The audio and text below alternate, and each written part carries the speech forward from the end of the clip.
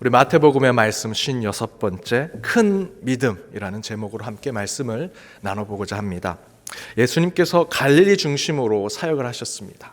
그 사역을 하시다가 좀 먼 곳에 가십니다. 두로와 시돈 지방에, 갈릴리에서는 북서쪽의 해안가에 있는 도시인데요, 거의 이방인 지역이라고 할 수 있습니다. 그 이방 지역에 이방인 여자 가나안 여인을 만나게 됩니다. 그런데 이 이방의 가나안 여인은 예수님을 보자마자 이렇게 얘기합니다. 주 다윗의 자손이여, 나를 불쌍히 여기소서. 내 딸이 흉악하게 귀신 들렸나이다. 이 여인은 지금 예수님께 자신의 딸이 귀신 들렸으니 귀신을 쫓아내달라고 요청하고 있는 것이죠. 그런데 성경은 23절에서 이렇게 얘기하죠. 예수님께서 한 말씀도 하지 아니하신다. 도리어 제자들이 와서 23절 뒷부분에 보니까 저 여자가 저렇게 소리 지르고 그러니 예수님 빨리 무슨 일을 하더라도 내보내게 해주십시오. 뭘 하나 보여주십시오. 이런 식으로 얘기합니다.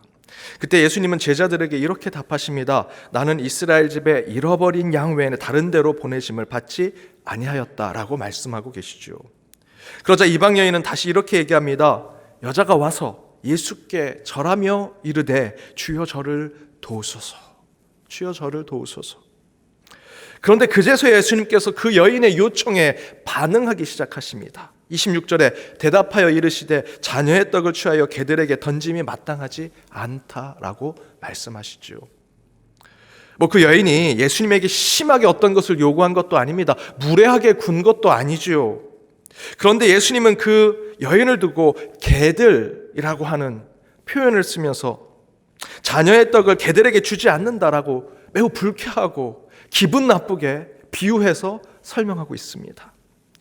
그런데 너무도 흥미로운 것은 그렇게 매우 불쾌하기 짝이 없는 자신을 개로 비유해서 인격 모독에 가까운 이야기를 들은 이 가나안 여인은 27절에서 이렇게 얘기합니다. 주여 올소이다마는 개들도 제 주인의 상에서 떨어지는 부스러기는 먹습니다. 그래서 놀라운 것은 계속해서 그 여인을 무시하고 수모를 주고 심할 정도로 인격을 모독했던 예수님께서 그 여인에게 완전히 상반된 평가를 하죠. 28절입니다. 함께 읽겠습니다. 이에 예수께서 대답하여 이르시되 여자여 내 믿음이 크도다. 내 소원대로 되리라 하시니 그때로부터 그의 딸이 나으니라. 간절한 요청에 답을 하지 않으시고 절실한 부탁에 단호하게 거절하셨던 예수님께서 가나안 여인의 마지막 그 반응 이후에 예수님이 28절에 그 여인을 향해서 내 믿음이 너무 크다. 넌 정말 큰 믿음을 가졌구나 라고 칭찬하시고 그 기도에 응답해 주십니다. 여러분, 이보다 더 큰 축복이 어디 있겠습니까? 예수님께 12의 제자가 있었고요. 많은 무리들이 예수님을 쫓아다녔습니다. 그러나 그들 가운데 믿음이 좋다라고 칭찬한 사람은 손꼽을 만큼 적습니다. 그런데 이 여인에게는 믿음이 크도다. 갈릴리 지방의 유대 지방도 아닙니다. 유대 지방의 먼 곳에 이방 지방에 있는 그것도 개들이라고 취급받았던 이방 여인에게 내 믿음이 크다. 큰 믿음을 가졌구나 라고 칭찬하십니다. 사랑하는 여러분, 오늘 말씀을 통해 하나님으로부터 너의 믿음이 참으로 크도다 라고 하는 이 축복이 저와 여러분, 여러분의 가정, 우리 연동교회 위에 충만하게 임하길 주님의 이름으로 축원합니다. 그런데 여러분, 말씀을 잘 읽어보면 예수님께서 가나안 여인이 마지막에 예수님 말씀대로 저는 개입니다 라고 하는 것에 야, 얘가 절절 기네, 기특하네, 그 비굴하고 굴욕적인 그 모습을 보인 것에 예수님께서 그래 내 믿음이 크다라고 말씀하셨을까요? 그런 거 아닙니다. 그럴 예수님도 아니시고요. 오늘 본문도 그런 주제를 우리에게 알려주는 말씀이 아닙니다. 도리어 저는 오늘 말씀 전체를 여러분 묵상하셔야 합니다. 마지막 28절에서 왜 예수님께서 그 여인에게 큰 믿음이라고 축복의 말씀을 주셨는지는 오늘 본문 전체를 보셔야 합니다. 그렇다면 예수님께서 이 본문 전체에 가나안 여인과 예수님과의 대화 속에서 어떤 모습을 지켜봐 오셨을까? 이에 대해서 두 가지, 이 여인이 예수님께 인정받는 그 모습을 살펴보면서 저와 여러분, 우리 연동교회가 어떻게 하면 큰 믿음을 갖는 자들이 될 수 있을지를 함께 결단해 보고자 합니다. 그 첫 번째는 이 가나안 여인은 하나님의 침묵 가운데 기도하는 믿음을 지켜냈다는 것입니다. 하나님의 침묵 가운데 기도의 자리를 지켰다. 본문 22절에서 이렇게 얘기하죠. 가나안 여인 하나가 그 지경에서 나와 소리 질러 이르되 주 다윗의 자손이여 나를 불쌍히 여기소서 내 딸이 흉악하게 귀신 들렸나이다. 여기서 여인이 소리 지르다라고 하는 표현이 나옵니다. 이 표현은 헬라어 원어로 보면 엔크라젠이라고 나옵니다. 엔크라젠. 근데 그 원형은 클라조라고 합니다. 클라조는 여러분 제가 몇 번 설교 때 말씀드렸죠.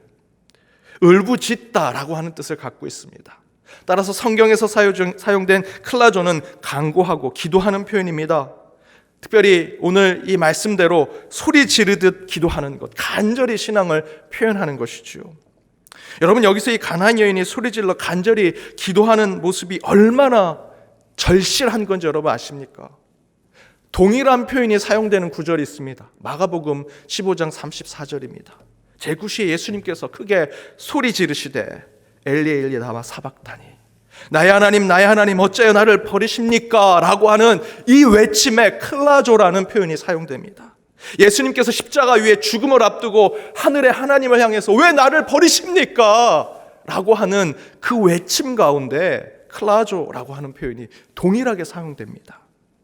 그런데 죽음을 앞둔 예수님이 그렇게 절실하게 기도했던 마음을 이 여인도 똑같이 예수님께 부르짖고 있죠. 그런데 예수님께서 어떻게 반응하십니까? 23절에 보니 예수는 한 말씀도 대답하지 아니하신다. 이것은 예수님의 모습을 사진처럼 찍어서 설명하는 게 아닙니다. 영적인 의미가 있죠.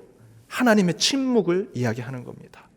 간절하게 얘기했는데 예수님은 침묵하시는 겁니다. 하나님이 침묵하시는 것. 이 여인이 그렇게 간절히 울부짖으며 소리 지르며 간구하고 기도했는데 예수님은 침묵하십니다. 저와 여러분의 상황 어떻습니까? 저와 여러분이 이 성전에 와서 기도할 때 그런 거 느끼지 않으십니까? 아무리 기도해도 하나님이 없는 것 같다. 벽에다 대고 기도하는 것 같고 허공에다 대고 기도하는 것 같고 정말 하나님이 기도를 들으시는 하나님이 있기는 한 건가? 솔직히 그런 경험 얼마나 많으십니까? 늘상 기도하는 자들이 경험하는 것은 하나님의 존재에 대한 근심입니다. 의심입니다. 왜 하나님 늘상 침묵하십니까? 아무 응답이 없으십니까? 특별히 작년에 우리 이런 기도 얼마나 많이 했습니까? 작년 이맘때쯤 코로나가 발생되면서 함께 코로나 종식시켜 주십시오. 다시 대면해서 예배드리게 해주십시오. 1년 내내 기도했습니다. 그런데 하나님 침묵하고 계십니다. 답답함을 넘어 속상하기까지 합니다.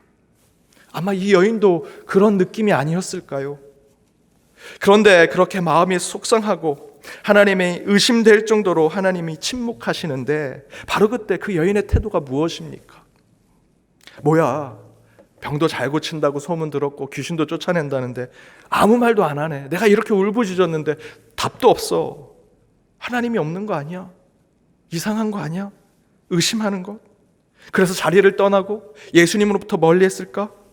그런데 그 여인은 그런 것과 아랑곳 것 없이 다시 이렇게 말합니다. 25절에 보니 여자가 와서 예수님께서 답변하지 않으시는데 다시 여자가 와서 예수께 절하며 이르되 주여 저를 도우소서.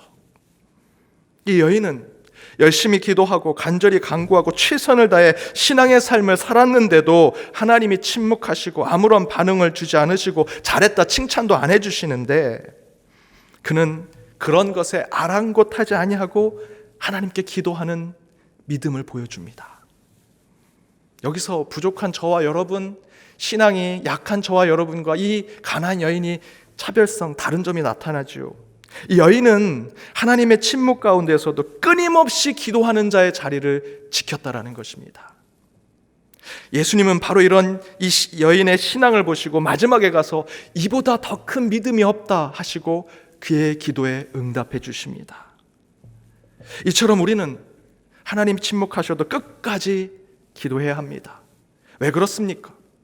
여러분, 기도의 목적이 무엇입니까? 왜 기도하십니까? 응답받고 해결받으려고 기도하십니까? 아니지요.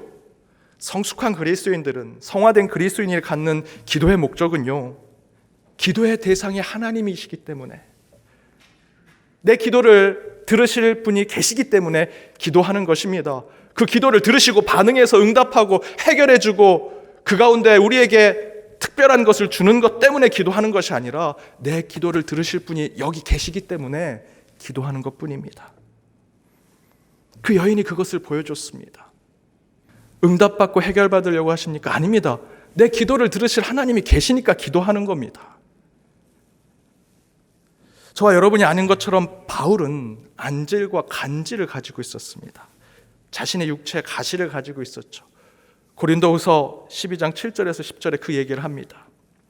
바울이 다메섹에서 부름을 받고 유럽 곳곳에 다니면서 엄청난 하나님의 선교 사역을 감당할 때 그 육체의 가시를 고쳐줬으면 얼마나 좋았을까. 그 일을 위해서, 그 치유와 회복을 위해서 얼마나 바울이 기도했겠습니까? 처음에는 하나님 고쳐주세요 단순하게 기도했겠죠. 하지만 하나님께서 침묵하시니까 또다시 기도합니다. 이 가나안 여인처럼 클라조 울부짖듯 기도했겠죠. 그래도 또 침묵하시니 우리처럼 거래합니다. 하나님 고쳐주시면 나 이거 할게요. 헌금도 하고 봉사도 하고 뭐도 할게요. 저와 여러분은 그렇게 하나님을 협박하기도 하고 거래하기도 하지 않습니까? 바울도 아마 그렇게 했을 것입니다. 그런데 끝까지 하나님은 바울의 육체의 가시, 그에 대한 기도에 응답하지 않으십니다. 끝까지 침묵하십니다. 그런데 이에 바울이 어떻게 했습니까? 고린도후서 12장 8절에 바울이 3번 육체의 가시에 대해서 기도했다고 나오는데 이 표현은 뭐냐면 성경에 나오는 숫자는 매우 영적인 상징을 많이 가지고 있습니다. 평생에 이 아픔을 갖고 있는 바울이 3번만 기도했겠습니까? 그게 아니고요. 이곳에 나오는 3이라는 숫자는 완전수입니다. 그러니까 바울은 자신의 육체의 가시에 대해서 매일 매 순간 죽을 때까지 기도한 겁니다. 꽉 채워서. 그런데도 불구하고 하나님은 그의 기도에 응답하지 않으시고요. 끝까지 침묵하십니다. 만약에 육체의 가시를 주님께서 치유해 주시면 더 큰 사도가 될 수 있었을 텐데 우리는 그렇게 생각할 수 있죠. 그런데 하나님은 좀 다르신 것 같습니다. 저는 하나님께서 그 육체의 가시를 치유해달라는 기도 가운데 침묵하셨던 하나님은 이유가 있었다고 생각합니다. 하나님은 오히려 바울을 더 큰 믿음의 소유자로 만들기 위해서였다. 그래서 하나님은 바울의 기도 가운데 침묵하신 것입니다. 바로 그때 그 하나님의 침묵 가운데 바울이 깨달은 것을 이렇게 기록하고 있습니다. 고린도후서 12장 9절에서 10절 길지만 함께 읽어보겠습니다. 나에게 이르시기를 내 은혜가 내게 족하도다. 이는 내 능력이 약한 데서 온전하여 짐이라 하신지라. 그러므로 도리어 크게 기뻐함으로 나의 여러 약한 것들에 대하여 자랑하리니 이는 그리스도의 능력이 내게 머물게 하려 함이라. 그러므로 내가 그리스도를 위하여 약한 것들과 능력과 궁핍과 박해와 공고를 기뻐하노니 이는 내가 약한데 그때의 강함이라. 고린도서 12장 9절에서 10절은 하나님이 응답을 바울에게 주신 게 아닙니다. 그죠? 끊임없는 기도 가운데 침묵하시는 하나님에 대해 바울이 10년 가운데 하나님의 뜻을 깨달은 겁니다. 아, 내가 약할 때 그때 강한 것이구나. 간절히 기도하죠. 그러나 계속해서 하나님은 침묵하십니다. 그럼에도 불구하고 기도하고 또 기도하면서 기도의 자리, 기도의 시간, 기도의 마음을 지키면서 기도했더니 하나님의 응답이 없을지라도 하나님의 뜻을 깨닫게 하시더라. 오늘 본문의 가나안 여인과 방금 얘기한 이 바울이 응답이 없고 침묵하신 하나님 앞에 계속 기도하는 이유는 바로 그런 기도의 본질을 깨닫고 있었기 때문입니다. 여러분, 기도의 본질이 무엇입니까? 여러분, 왜 기도하십니까? 그 이유는 저와 여러분이 주님의 자녀가 되고 나서 우리는 기도하는 자가 되었기 때문입니다. 다른 종교들처럼 내 기도 가운데 어떤 응답이 있는 것을 기대하면서 기도하는 것이 아니라 저와 여러분이 그리스도인이 되었다라고 하는 것은 주님의 말씀에 나온 대로 쉬지 않고 기도하는 자, 호흡이 있는 자가 찬양하고 호흡이 있는 자가 기도하는 그 정체성을 우리는 가지고 있기 때문에 기도하는 것입니다. 이 말씀은 곧 우리 그리스도인들은 하나님의 응답, 하나님의 침묵에 상관없이 기도하는 자가 되어야 합니다. 여러분, 응답 많이 받으면 기도 더 많이 하실 겁니까? 제가 보니까요, 응답 아무리 많이 받아도 기도 안 하십니다. 응답 한번 받으면 더 교만해지시더라고요. 응답 많이 받으면 더 많이 기도하고, 하나님이 침묵하고 응답 안 하시면 기도 안 하시겠습니까? 아닙니다. 저와 여러분의 정체성, 우리 그리스도인의 정체성은 기도하는 자입니다. 쉬지 않고 기도하고 호흡이 있을 때 기도하는 것. 바로 이 가나안 여인이 큰 믿음으로 칭찬받은 이유는 그 기도의 본질을 알고 있었기 때문입니다. 하나님의 침묵에도 이 가나안 여인은 기도했습니다. 하나님, 내 기도에 침묵하시는 것보다 더 중요한 것은 내가 기도하는 자요, 하나님은 기도를 들으시는 분이십니다 라는 마음으로 기도하는 것. 그런 기도의 본질, 기도자의 위치를 정확히 알고 있었기 때문에 그는 큰 믿음을 가졌다, 칭찬받은 것입니다. 사랑하는 여러분, 솔직히 저와 여러분 기도할 때마다 하나님 응답 주지 않으시죠? 침묵하실 때가 더 많으십니다. 아니, 지금도 수년, 수십 년 기도 제목 기도하고 있는데 지금까지도 침묵하시는 것 있죠. 그럼에도 불구하고 여전히 가나안 여인처럼 기도하고 또 기도하십시오. 저는 확신합니다. 하나님이 뜻이 있으시다면 여러분 수년 동안 기도한 것 때가 되면 하나님이 응답해 주실 거고요. 그렇지 않더라도 우리는 기도자의 믿음을 지켜서 이 가나안 여인처럼 끝까지 기도하는 자가 되어야 합니다. 여전히 하나님이 침묵하십니까? 그래도 기도하십시오. 또 기도하십시오.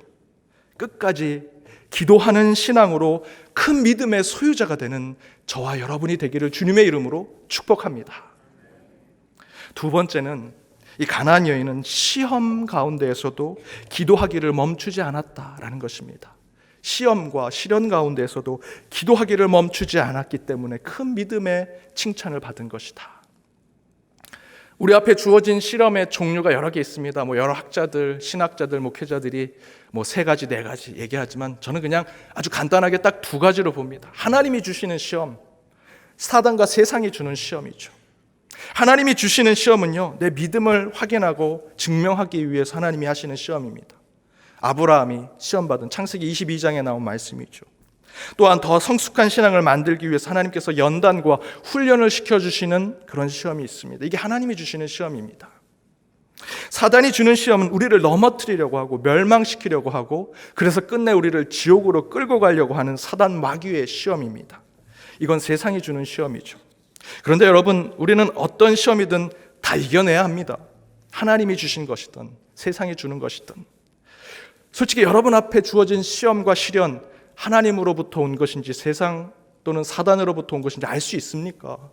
저희는 잘 모릅니다. 그저 우리 앞에 시련과 시험이 왔다면 이겨내려고, 극복하려고 노력하셔야 합니다. 여러분, 욥의 경우를 보십시오. 사단이 하나님께 허락을 받고 욥을 시험하죠. 사단이 준 겁니까? 하나님이 준 겁니까? 또한 예수님도 성령에 이끌려 광야로 가서 마귀에게 시험을 받습니다. 여러분, 이처럼 저와 여러분이 받는 시험은 어디서 왔든 여러분 따져 묻지 마시고요. 내게 시험이 왔다, 유혹이 왔다, 시련이 왔다 하면 이겨내고 극복하려는 것이 중요합니다. 그것이 우리 그리스도인들의 정체성입니다.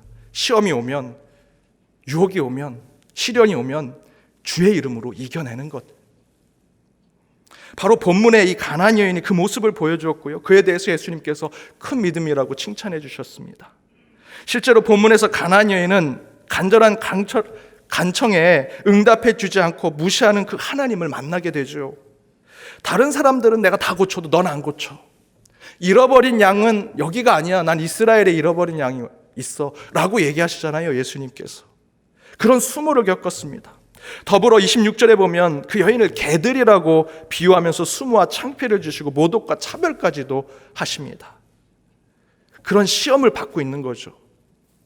그런데 그 중간에 가나안 여인이 보여준 모습은 시험을 반드시 이겨내야 하는 저와 여러분과 같은 정체성을 가진 그리스도인들에게 중요한 메시지를 주고 있습니다.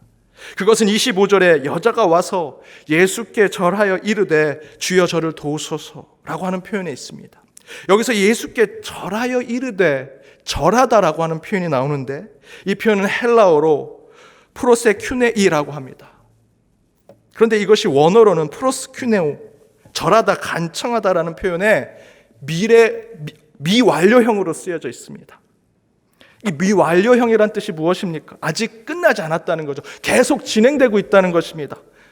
따라서 25절에 여자가 와서 예수께 절하다라고 하는 건 단순히 그 절하고 끝난 것이 아니라 계속 예수께 절하고 간청하고 간구하고 요구하고 있는 것입니다. 그러니까 이 여인은 예수님의 온갖 수모와 창피와 무시와 차별, 어찌 보면 참을 수 없는 일이지만 그것을 자신이 받는 시험, 시련이라고 생각하고 신앙으로 그것을 이겨내고 극복하고자 하는 모습을 보이는 것에 프로세큐네이라고 하는 계속 간청하고 계속 기도하고 계속 간구하는 것으로 반응하고 있는 것이죠. 그렇게 하니 예수님께서 28절에 내 믿음이 크다, 큰 믿음을 칭찬하더라라는 것입니다. 여러분, 요즘 저와 여러분 얼마나 큰 시험과 시련을 겪고 있습니까? 코로나 때문에 거의 매일같이 시험입니다. 이 신문 보는 게 두렵습니다. 이미 많은 설교에서 들으신 유머인데요. 목사랑 총알택시 운전사가 죽고 하나님 심판대에 갔습니다. 근데 목사는 지옥에 갔고 총알택시 운전사는 천국에 갔습니다. 목사가 막 따져 물었습니다. 하나님, 제가 하나님 일을 위해 목회를 그렇게 열심히 했는데 왜 제가 지옥에 갑니까? 그랬더니 하나님이 이렇게 얘기하시죠. 총알택시 운전사는 과속으로 운전해서 승객이 다 기도하게 만들었는데 너는 설교할 때마다 성도들을 다 졸게 했구나. 저는 개척하면서 이 총알택시까지는 아니더라도 정말 살얼음판을 걷는 그 시험과 시련을 계속해서 경험했었습니다. 모아놓은 돈이 있는 것도 아니고요. 개척교회 무슨 모아놓은 돈이 있겠습니까? 연동교회처럼 수십 년, 수백 년 역사를 가진 것도 아니고 성도님들의 충성도, 헌신도도 그렇게 큰 것도 아닙니다. 더불어 목회자인 저는 저 혼자니까 제가 모든 예배, 모든 모임, 모든 사역을 다 감당하려고 하니까 어느 순간에는 제 육체적인 한계가 오게 되더라고요. 야, 이러다가 언젠간 쓰러지겠다라는 생각을 하니 정말 시험이 오게 됩니다. 시련을 겪게 됩니다. 그래서 제가 무엇을 할 수 있을까 주변을 돌아봤습니다. 앞에서 얘기한 대로 매번 성도님들을 안 졸게 하는 재미있는 설교를 좀 매번 하고 싶은데 그게 안 됩니다. 다툼이 있는 성도들이 있으면 솔로몬처럼 정말 지혜롭게 딱 중재를 하고 싶은데 쉽지가 않습니다. 교회 안에 문제들이 있으면 연륜이 깊은 목회자들처럼 딱딱딱 일을 처리하면 참 좋겠는데 제가 할 수 있는 일이 없습니다. 그런 일이 있을 때마다 본당 앞에서 매번 무릎 꿇고 기도했습니다. 하나님, 전 어떻게 해야 합니까? 뭘 해야 됩니까? 매일 눈물로 기도하다가 한 5년쯤 지나서 연동교회에서 부르셔서 제가 여기 왔습니다. 그리고 돌아보니 제가 그 개척교회 하면서 하나님 어떻게 해야 됩니까? 뭘 해야 됩니까? 기도만 했었더라고요. 설교도 제대로 못했고요. 하지만 그 기도가 저의 목회를 지켜주었고 불안하고 걱정이 많은 그 개척교회, 살얼음판을 걷는 그 개척교회를 든든한 반석위에 세운 교회로 하나님께서 만들어주셨습니다. 침묵 중에도 아무 응답이 없더라도 기도만 했더니 하나님이 지키시고 보호하신 하나님의 역사를 경험했습니다. 여러분, 시험과 고난 중이라고 기도하신다면, 끝까지 기도의 끈을 놓지 않으신다면 반드시 하나님께서 여러분에게 함께 하실 것이고 여러분의 길을 예비해 주시리라 믿습니다. 여러분, 혹시 가정을 지금 깨고자 하는 음란의 시험이 여러분 앞에 있습니까?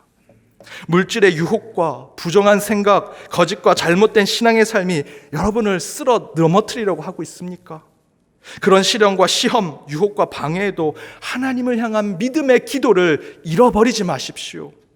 가나안 여인처럼 끝까지 기도하고 마지막까지 하나님을 붙드십시오. 그러면 반드시 저와 여러분을 하나님께서 결코 버리지 아니하시고 저희를 떠나지 아니하실 것입니다. 시험과 시련으로 가득한 세상, 오늘 이 말씀의 이 가나안 여인을 통해 기도하고 또 기도하는 신앙으로 큰 믿음의 신앙을 회복하는 저와 여러분의 삶이 되기를 주님의 이름으로 축복합니다.